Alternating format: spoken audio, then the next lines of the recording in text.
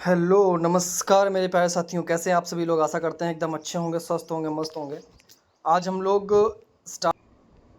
NTPC के लिए GS और जीके लिए हुए हैं। कुछ क्वेश्चन आपके टेक्स्ट बुक से लिए हुए हैं। लास्ट ईयर के जितने भी एग्ज़ाम हुए हैं वहाँ से मैंने इनको कैप्चर किया हुआ है। उसके बाद आपको कराने जा रहे हैं। ऐसे ही लगातार आपको सीरीज़ देंगे, जीके की भी, मैथ की भी, रीजनिंग की भी।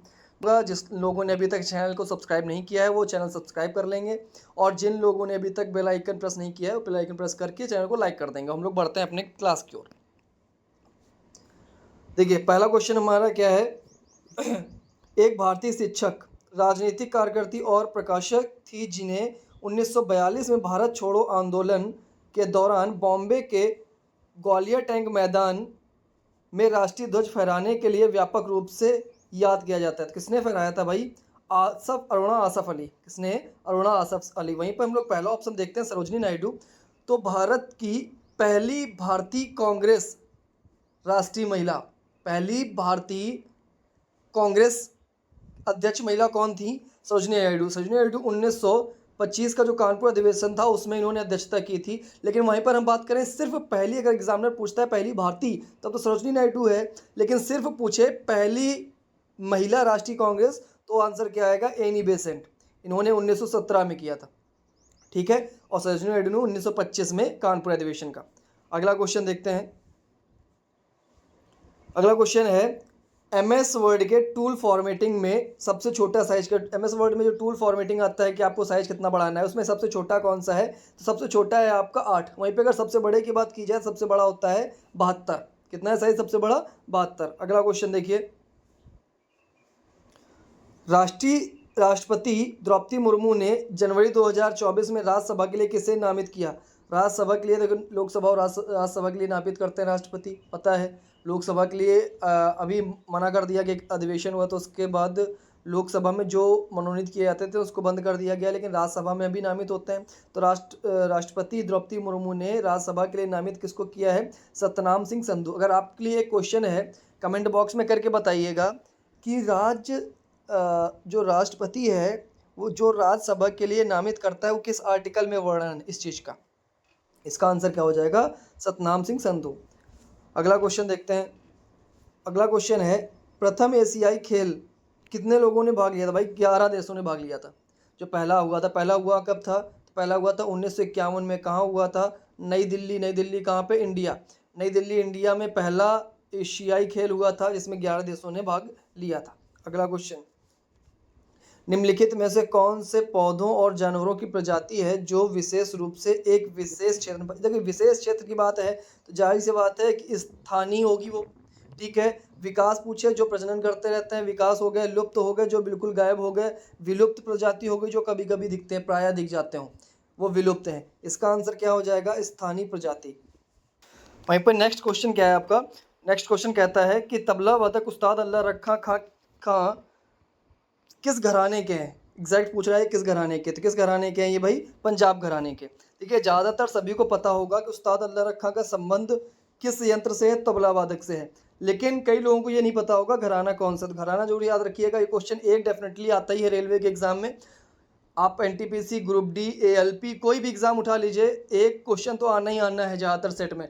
वो आपकी लक के ऊपर है, कभी कभी नहीं भी आता है, लेकिन 90% केस पे एक क्वेश्चन तो आना ही आना है। वहीं पर हमने कुछ प्रमुख यंत्र और उनके संगीतकार आपको दिए हुए हैं। जैसे वीणा की बात की जाए तो असद अली खां इसमें इंपॉर्टेंट है। असद अली खां, गोपाल शंकर मिश्रा। वहीं पे घट्टम की बात की जाए तो घट्टम में सिर्फ आपका नारायण स्वामी इंपॉर्टेंट है जो आता रहता है। तबला वादक की बात की जाए, तबला वादक में सभी के सभी इंपॉर्टेंट हैं। और संतूर की बात की जाए, संतूर में आपके दो हैं, एक तो अभय सुपारी, ऊपर से पंडित शिव कुमार शर्मा। ये दो आपके इंपॉर्टेंट रहेंगे।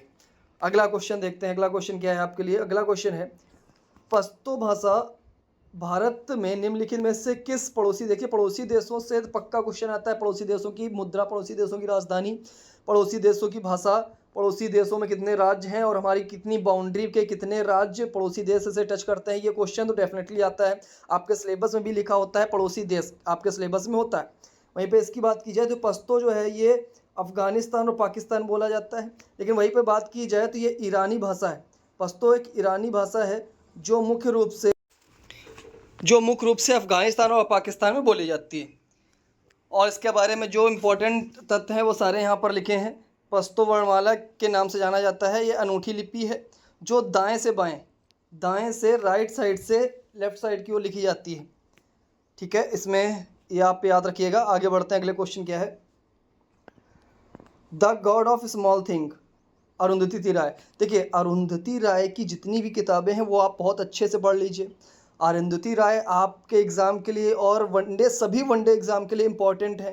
इनकी एक नहीं किताब पक्का आती है। तो अरुंधति राय की किताब आप बहुत अच्छे से पढ़ लीजिए। अगर मान लो अरुंधति राय का किताब नहीं भी आया तो आप ये मान के चलो ऑप्शन में उनका नाम 100% लिखा होगा। और अगर मान लो क्वेश्चन में उनकी किताब नहीं है तो आप एक ऑप्शन तो एलिमिनेट कर सकते हो।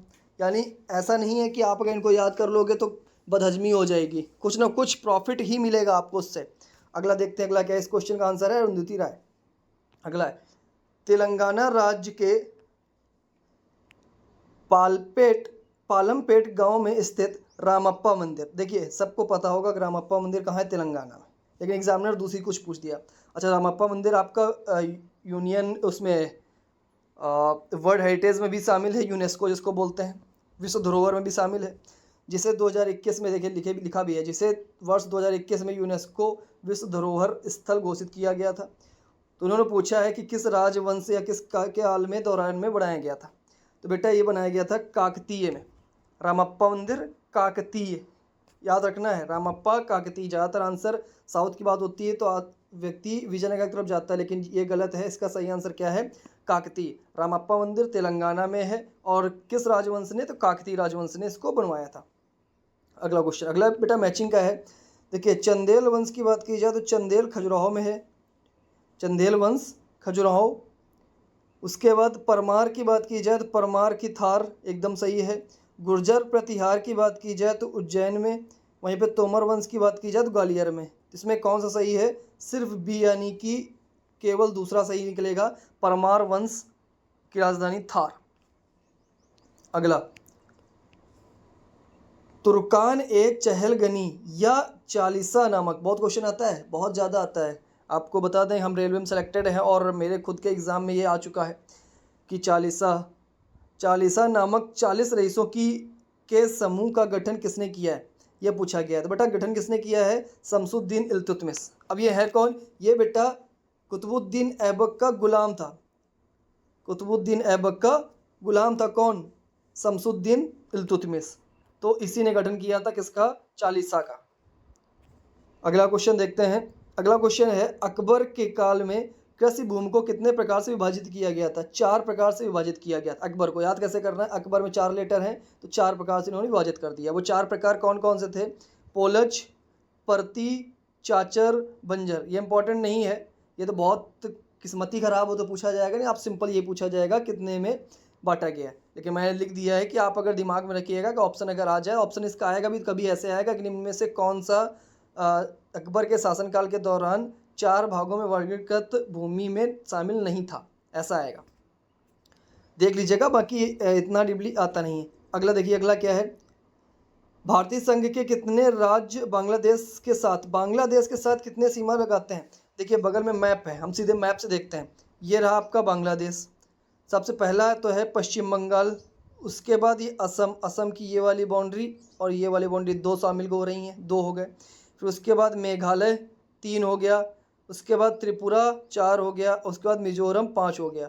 ये आपका टोटल बांग्लादेश था। तो टोटल कितने राज्य हैं जो सीमा लगाते हैं, 5 राज्य। अगला क्वेश्चन देखते हैं। दोस्तों, अगर वीडियो अच्छा लग रहा हो तो ज़रूर लाइक करिएगा, शेयर भी करिएगा। आप शेयर करेंगे तो मुझे और ताकत मिलेगी और मैं और बेस्ट से बेस्ट कंटेंट आपको दूंगा। कौन सी कोशिका का घटक कोशिका विभाजन में मदद करता है और कोशिका की गतिविधि और वंशानुगत लक्षणों को नियंत्रित करता है। केंद्रक है, साफ सीधी बात है। आगे बढ़ते हैं। अगला क्वेश्चन क्या है, अगला क्वेश्चन है, निम्नलिखित में से कौन एनएसओ द्वारा एकत्रित गरीबी पर आंकड़ों का प्रचार करता है। सबसे पहला सबका ऑप्शन जाएगा आर्थिक सर्वेक्षण, गलत। इसका आंसर है नीति आयोग। नीति आयोग का गठन कब हुआ था, 2015 में। नीति आयोग के अध्यक्ष कौन होते हैं, प्रधानमंत्री। नीति आयोग के, अच्छा वर्तमान में सीईओ कौन है, सुमन बेरी। नीति आयोग के अध्यक्ष प्रधानमंत्री होते हैं, ठीक है। अच्छा, नीति आयोग के पहले नीति आयोग का नाम क्या था? योजना आयोग। योजना आयोग को समाप्त करके इसी का नाम क्या रख दिया गया? नीति आयोग। अगला देखते हैं। अगला क्वेश्चन है, निम्नलिखित में से कौन सा हड़प्पा स्थल डकयार्ड की उपस्थिति का प्रमाण, डकयार्ड की उपस्थिति का परिणाम देता है? बनवाली। कौन देता है? बनवाली। अगला क्वेश्चन देखिए,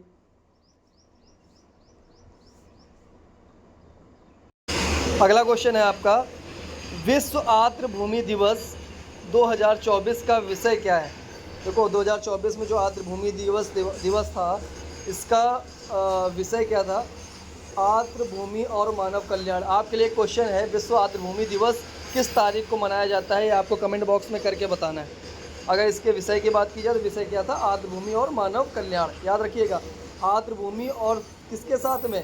मानव कल्याण। मानव का कल्याण के साथ में आर्द्र भूमि का ध्यान रखना है हमें, ठीक है। ज़्यादातर लोग ऑप्शन इसको चेक करेंगे, हमारी आर्द्र भूमि हमारी सुरक्षा, लेकिन ये आंसर नहीं है। आंसर क्या है? आर्द्र भूमि और मानव का कल्याण। अगला क्वेश्चन देखते हैं। अगला क्वेश्चन क्या है? अगला क्वेश्चन है, गिद्दा और भांगड़ा किस राज्य के लोक नृत्य हैं? देखो भांगड़ा से ही आप पहचान गए होगे कि कहाँ का है? पंजाब का। भांगड़ा से ही पता चल गया पंजाब का। वहीं पर आप ध्यान से देखिएगा, दूसरे नंबर पे ऑप्शन लिखा है गुजरात। गुजरात का एक सबसे ज़्यादा प्रसिद्ध क्या है? गरबा और डांडिया। गरबा नृत्य की बात करें या डांडिया की बात करें तो क्या आएगा? गुजरात।